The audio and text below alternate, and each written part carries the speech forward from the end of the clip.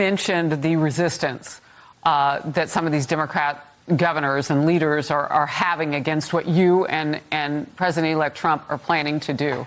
How do you fight that? And how do you then kick these people out of the country? Well, look, I wake up every day and the world's upside down in these sanctuary cities and these left-leaning politicians. They want, all of a sudden, my dad was a cop, my grandfather's a cop, I'm a cop, we're family cops. We're at a situation now where the cops, the ones who want to enforce the law, now we're the bad guys. But the ones who break the law, they're the victims. So if the mayors and governors want to step in the way, look, you can either help or get the hell out of the way because we're going to do this job. The American people give President Trump a mandate. We're going to protect this country. We're going to enforce the immigration laws. And look, I can't believe there's any mayor or governor who wants to push back on us. President Trump has made it clear. We want to concentrate. Our priority on this operation is public safety threats and national security threats. What elected official doesn't want public safety threats and national security threats taken out of his community? You know what? For God's sakes. Write their names down.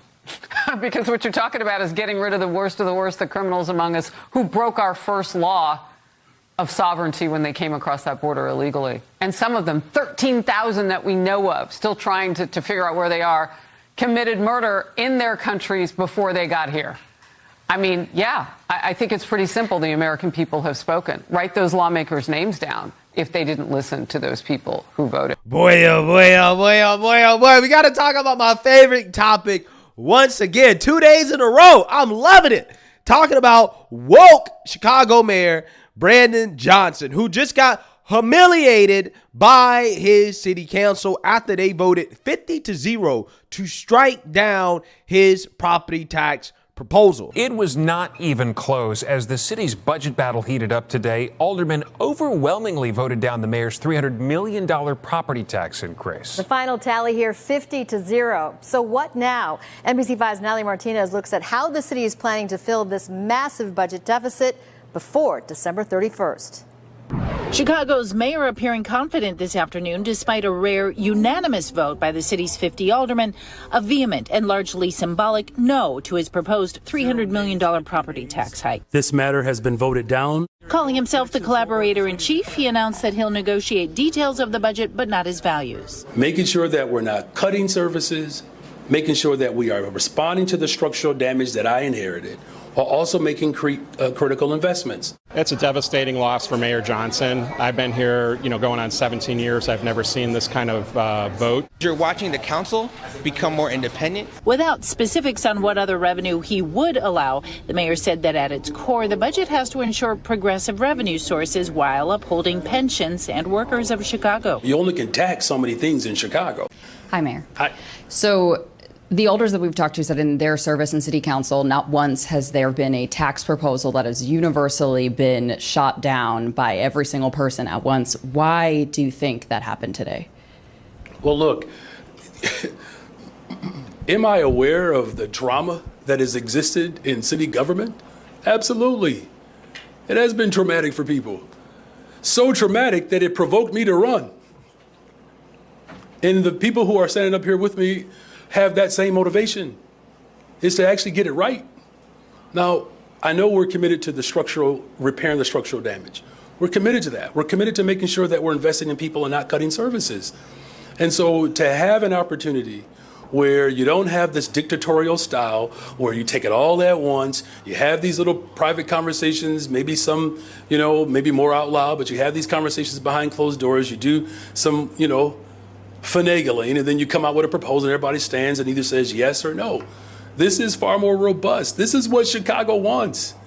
We're going to pass a balanced budget that doesn't cut services and invest in people. This is just a newer process that people get to adjust to. As the First Lady always reminds me, she says, Brandon, you inspire people.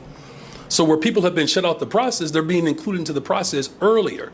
And I can tell you there are individuals up here who've been a part of this process longer than I've been an elected official. And they can tell you this is unprecedented. Now, everybody's motivations, we can't get into the hearts of man or women. However, what I can say is that our treasure and our heart will be aligned. That's what the scripture said, and we're going to make sure that we carry that out. Okay, Brandon Johnson ran on not increasing property taxes. Like he quite literally said, I'm not going to increase property taxes. That is not a good form of governance, just to turn around and to get into office and to want to increase property taxes by $300 million because Chicago, the city of Chicago, is billions of dollars in debt, okay? And some of that due to the illegal immigration crisis that Chicago has embraced, because Chicago is a sanctuary city. The policies of Brandon Johnson, he wants to take care of the illegal immigrants more than he wants to take care of the citizens. In fact, again, he wants to tax the citizens to pay for the illegal immigrants and all of the care that they have gotten since arriving into the city. So we have this impending showdown between some of these woke mayors and the Trump administration led by board czar Tom Homan, who has promised to basically say, screw these sanctuary cities.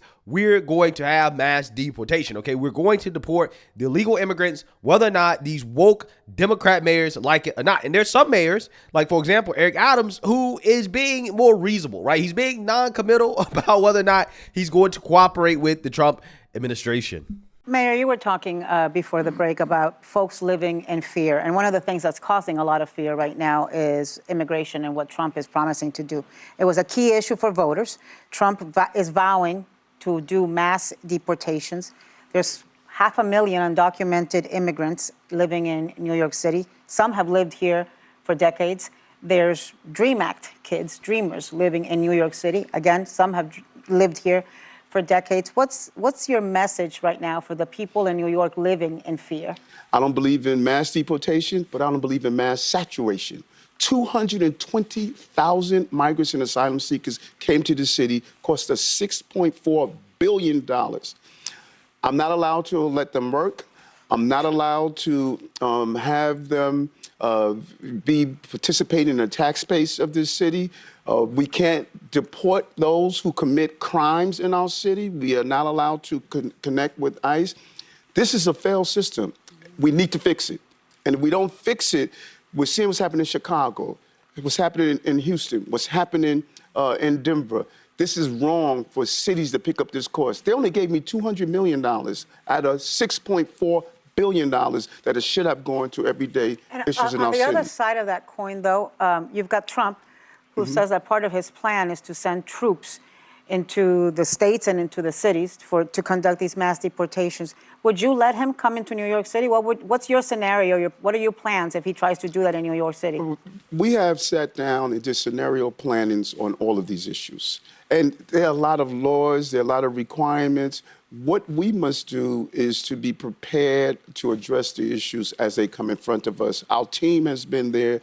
We looked at all of these issues and all the conversations that are taking place.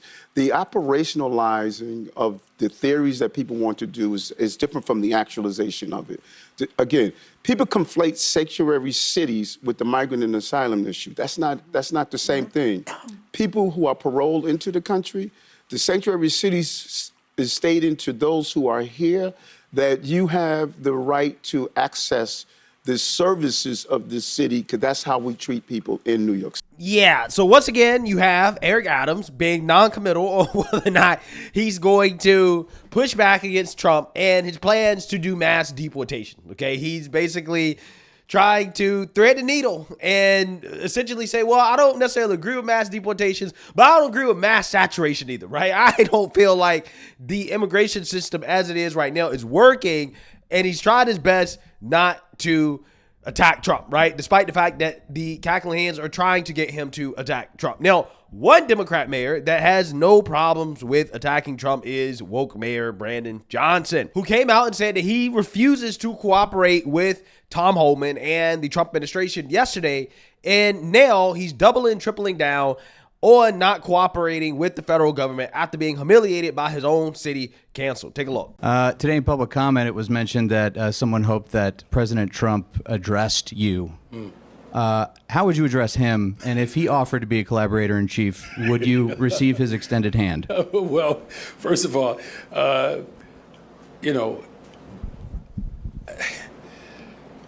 it's really difficult, quite frankly, to understand the mindset of someone like the former president-elect, that would be willing to eliminate the Department of Education.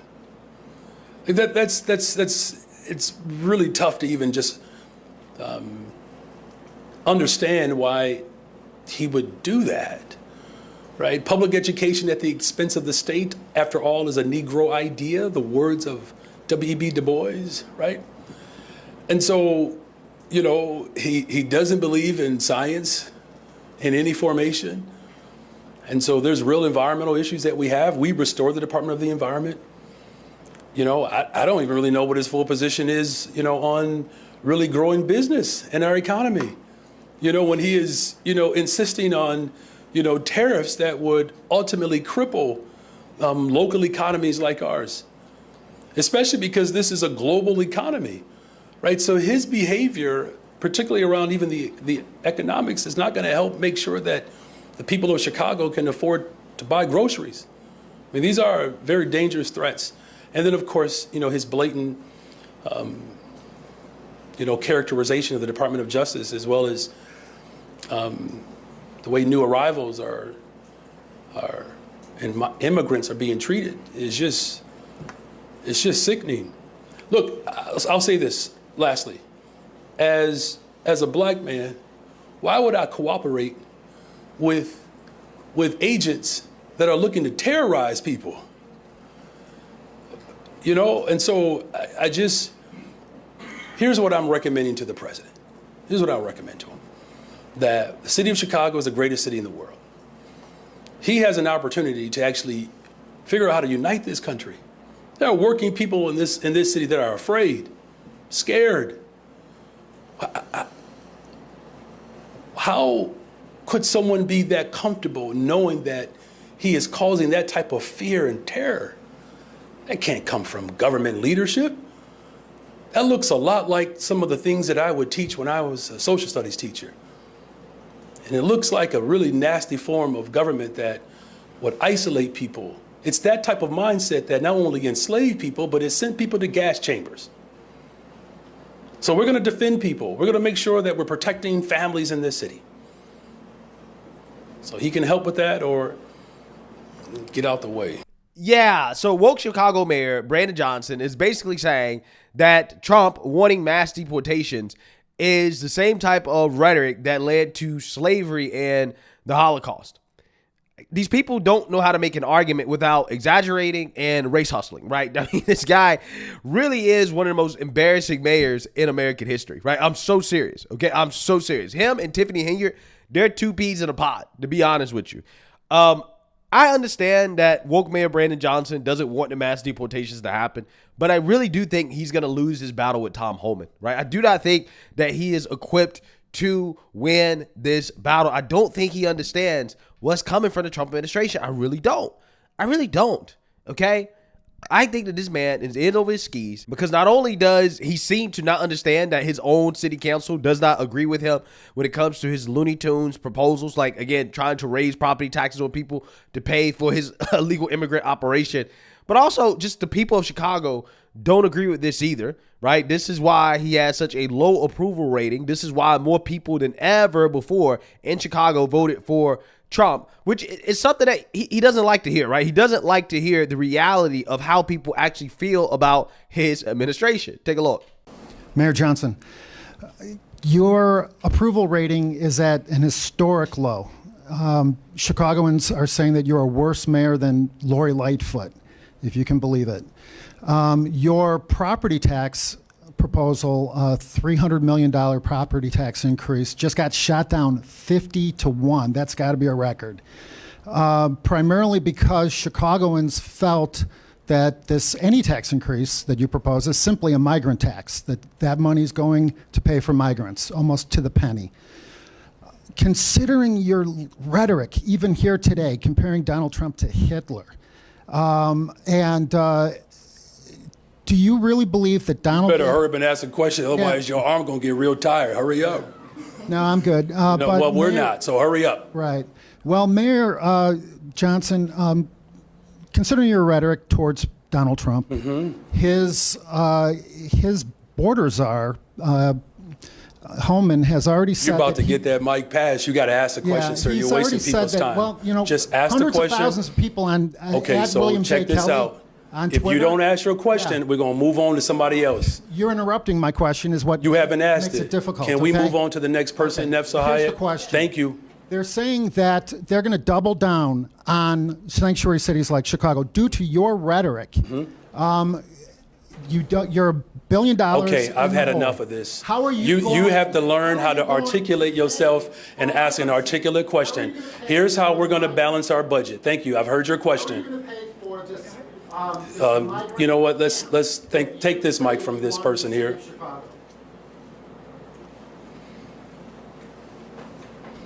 Go ahead, Craig. Are you going to answer the question?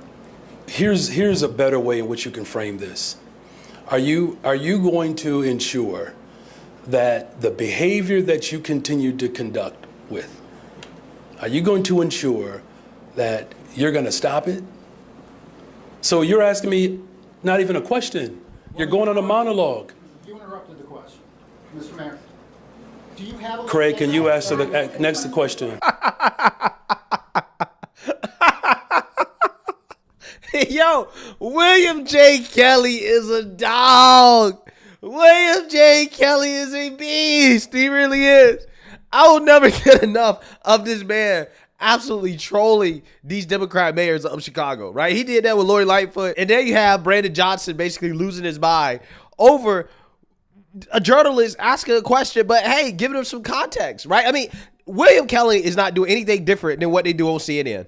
Right? What they do on MSNBC to Republicans, right? They load up the question with a whole bunch of statements that essentially try to make the person look bad, and then they ask the question in that context, right? So William Kelly is not doing anything different than what all of the liberal media journalists do, but when Democrats have to experience that, they want to boo-hoo on and cry, right? They want to get upset and not let the man ask his question, right? He's asking a question and he's providing the proper context behind the question before he asked the question. But clearly, Brandon Johnson doesn't want to hear that. He doesn't want to hear the reality that his approval rating is in the tank, that people aren't buying what he's trying to sell. And also on top of that, he clearly doesn't want to answer any questions about Tom Homan, right? Because William Kelly, as soon as he said Tom Homan's name, Brandon Johnson said, nope, you're done, right? He shut down a journalist as soon as he brought up the name of Tom Homan, who is the worst nightmare of these pro-illegal immigrant progressives, right? He's the worst nightmare. And as soon as his name came up, he's like, no, I'm good. Because Brandon Johnson was going to let William Kelly ask the question, right? He was. And until he heard that name, he said, no, I'm good. Right, I'm good. Yeah, take the mic from this guy, right? Take the mic from this guy. Wow. This is entertaining. This is going to be real entertaining, okay? I'm really excited to see the showdown between the Trump administration and these woke Democrat Party mayors, right? I am really excited to see it. I think it's going to be grade A entertainment, right? I think it's going to be the most interesting storyline to follow of 2025. And we'll see how it works out, right? We will see. I just got a feeling that Brandon Johnson, he's not going to have a good time dealing with Tom Homan. I just don't think so. But hey, let me know what you guys think. Make sure you like, comment, and subscribe. Most importantly, share a Black conservative perspective. Peace.